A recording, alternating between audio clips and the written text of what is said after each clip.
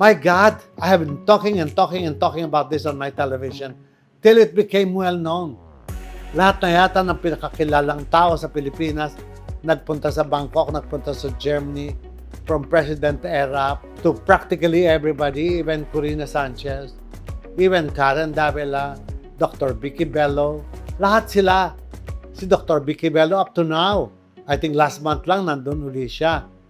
At sinabi sa akin yan naman kaibigan kong doktor sa Villa Medica.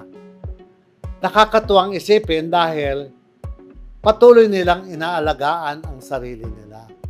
Ang sabi sa akin ng doktor, si Dr. Vicky daw, alam nilang nagkaroon ng cancer.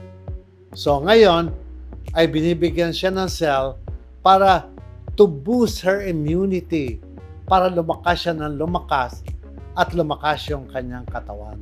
At the same time, gusto niya, maganda pa rin siya. Alam niyo po, nakita ko sa YouTube one time na sinasabi nila, ay matanda na si Vicky, inaalalay ni Dr. Hayden. Nakita natin yan. But after few months, after 1 month na pakikita mo na si Vicky, nagti-TikTok na siya, nagsasayaw na siya. This is what stem cell is all about. Nung malaman ng mga tao na dadating ang doktor ng stem cell, nagdating na sila Enrile, nagdating na